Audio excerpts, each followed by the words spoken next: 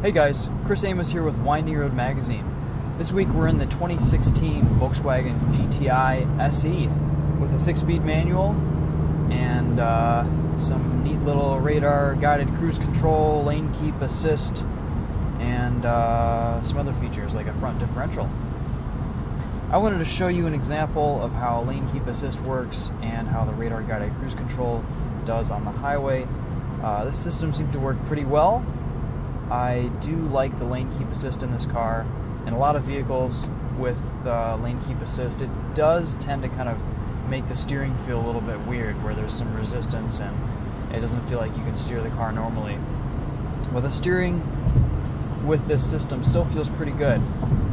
You just turn it on and off by pressing the side button on the indicator stalk, and then you can go through and select lane keep assist, blind spot, rear traffic, front assist, and turn those systems on or off. And then over here you've got your cruise control distance that you can set. Lane keep assist does a pretty decent job of keeping the car centered. It's not autopilot, so it's not gonna drive the car itself, but it will kind of bounce between the lines if you're going through a turn. So you definitely need to pay attention if you're using the system. Radar guided cruise control seems to work pretty well. We've got the cruise control set to 75 right now. It brings the car up to speed nicely. There's not much delay. But really, I mean, it's not that much different from any of the other systems in most new cars these days. Really what you want to know is how this car drives. And it's good. It's very good. I haven't been in a GTI in about, it's probably been about a year, and I'm really enjoying this one. Today we've got a little bit less traction than normal. It's a little bit greasy in some spots, so hopefully we'll get a chance to test out the front differential and see what that does for front traction. So far driving it this week, it seems to be doing pretty good things. Yeah, I think this is going to be a pretty good car. The only hesitation that I have about this particular GTI is the price is pretty high on it. It's $34,000, which is kind of touching Golf R territory. And I think probably the way to go with this car from a performance standpoint would be to get something that's a little bit more of a base model. It's got the cloth seats. This has a lot of leather and some luxury features that, like the Fender stereo, that are nice, but it puts the price up there. One thing I do notice about the Mark 7 GTI is that the gearing is pretty, it's a little bit longer. So 5th gear is where 6th gear used to be on the Mark 6. You would cruise around 2,700 RPM at 70 miles an hour. In the Mark 7, we're at about 2,300 RPM at 70 miles an hour. This probably gives you a little bit better fuel economy, but it doesn't quite put the engine RPMs in the sweet spot for passing power. So you do sometimes have to downshift into 5th gear to get what you want out of it.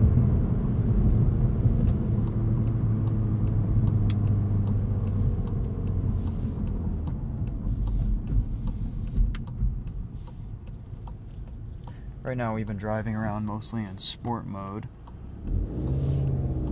Gives you a little bit of extra engine tone. Boost comes on a little bit earlier.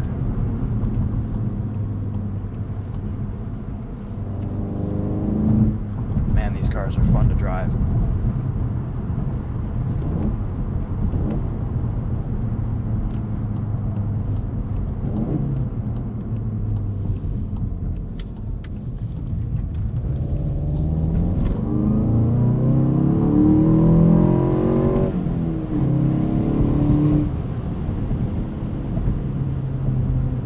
Turning in this GTI is awesome.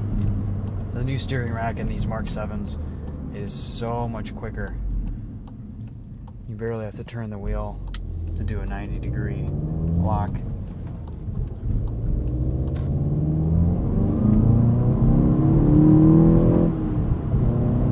And of course, plenty of torque and power from this 2-liter turbo.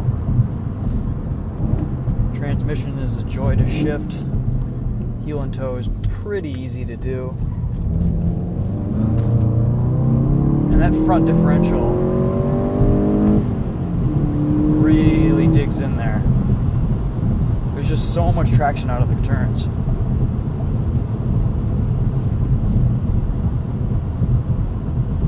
Again, here we are on a pretty bumpy road. Ride is really well composed. The surface tends to unsettle a lot of different cars, but the GTI feels good. It's not harsh. It's just really well damped.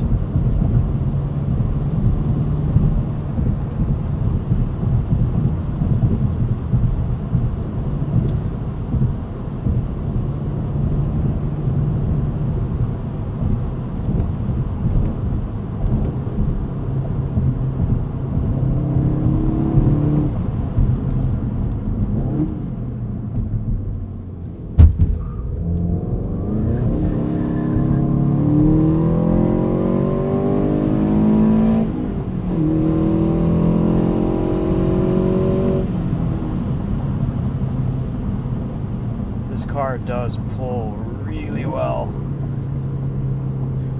It doesn't fall off into the higher RPMs. A little bit of understeer if you don't set it in right.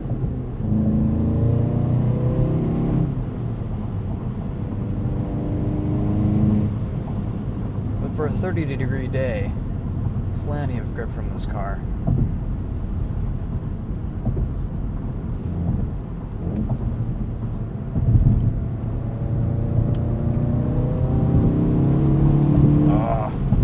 I love that front differential. It just bites, grabs and holds.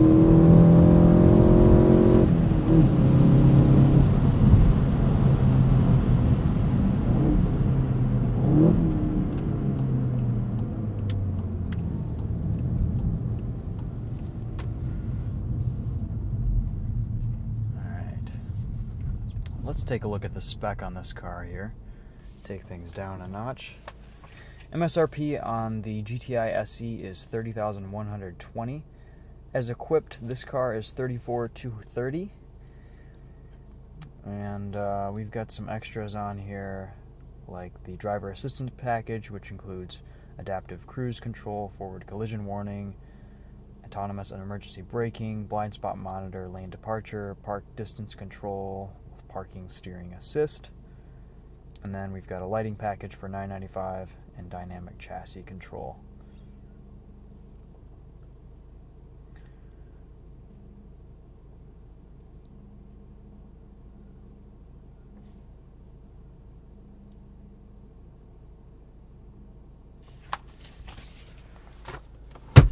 This one is the 4-door, which I personally tend to prefer.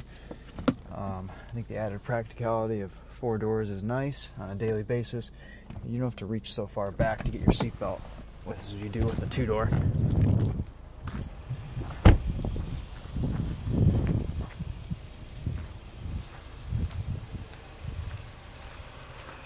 You guys have seen plenty of Mark 7s by now. This isn't anything new. Not much has changed. Plenty of back seat room. Lots of nice headroom in the driver's side and back seats and passenger side. Car has a little bit of luggage space underneath this.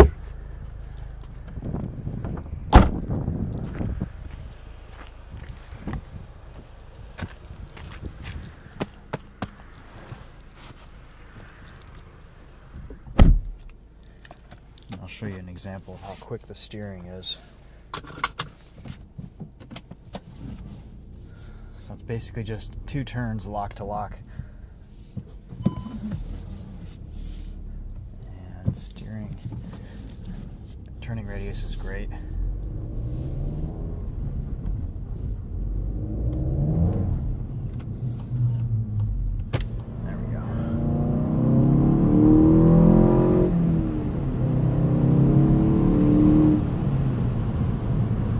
this feels a little bit more than 210 horsepower. I get the feeling that Volkswagen tends to kind of underrate their GTIs a little bit. This thing pulls really hard.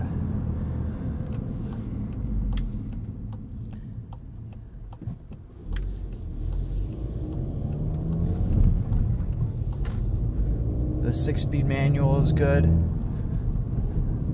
Really enjoyable, really engaging to drive when you're just cruising around slowly. But once you get into it and you're really hustling it, there's some good direct positive engagement between gates. It's a little bit of a longer throw, but it's a really nice transmission. It feels great. This is definitely one of the better 6-speeds on the market. And of course, the steering wheel, the materials, all your touch points are really nice. I do like the golf indents, the golf ball indents on the shifter. The steering wheel is made of a fantastic material. This leather is just amazing. It feels super premium. I'm not a big fan of the cruise control layout. I really like the cruise control layout on the Mark 6 GTI, and it was just so intuitive. This is, I don't know, it seems just like a bunch of randomly placed buttons to me, and I'm not as big of a fan. It's taken me some time to get used to. But otherwise, I really enjoy the design on this wheel.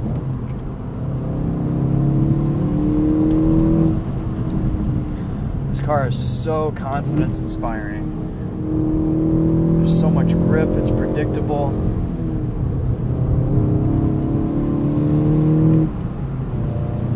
And of course, with this front differential, man, it just hooks up and digs right out of corners.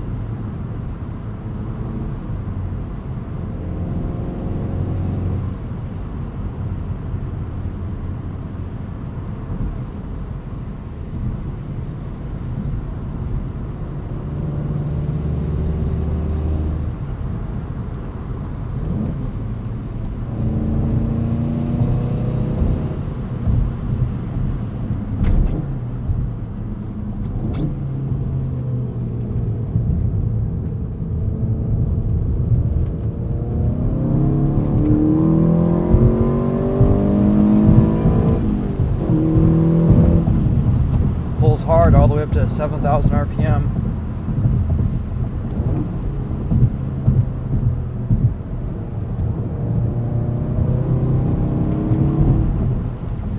It's really nice to be able to turn traction control off and still get some differential grip on the front end.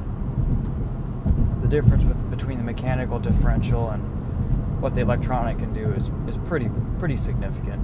I would definitely recommend going for the mechanical limited slip. This is a super bumpy road, and it feels good. It's comfortable.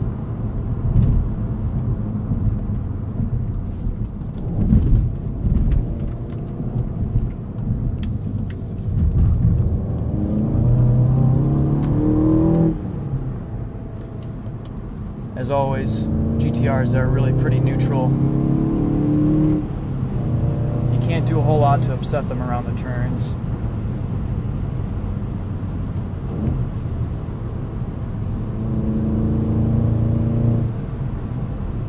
Turning in this car is just fantastic. Steering feels pretty good. You definitely know what's going on with the front wheels. You can feel them start to break away. Being an electronic rack, it's not giving you tons of feedback, but it's pretty good. It's definitely one of the better steering racks that I've driven recently with some decent feel. Man, that power is addictive.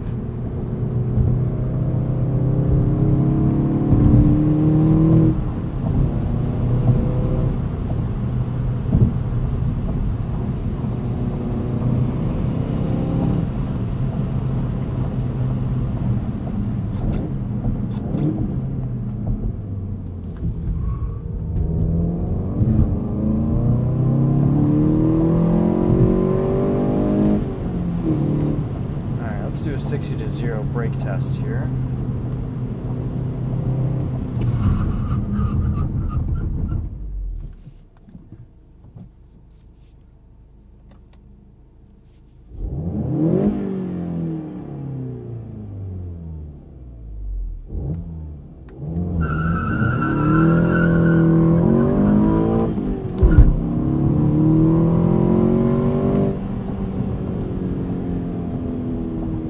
second gear goes beyond 60.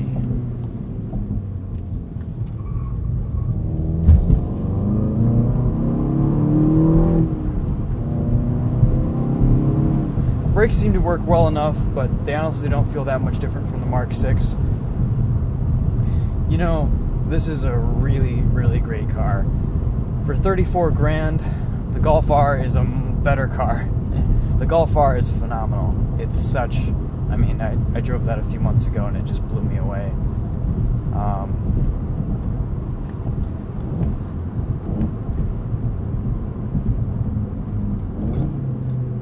It has so much grip, and dynamically it feels so good.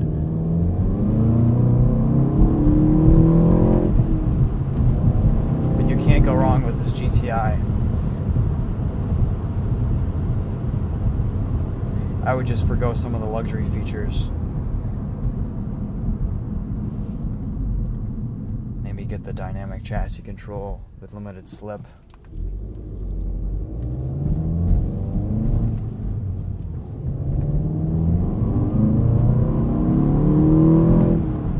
But for the money, it's so much car.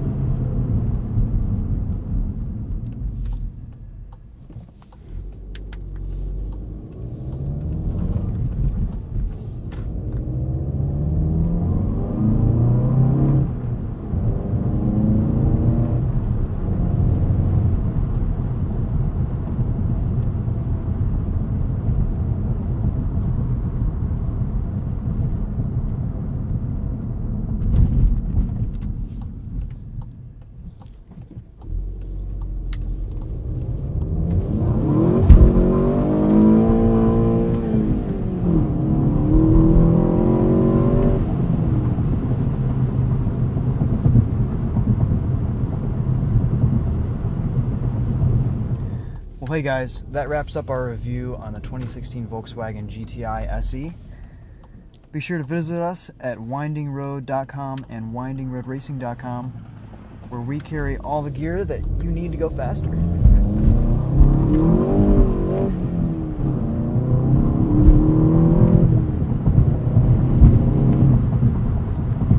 See you guys in the next video. Thanks for watching.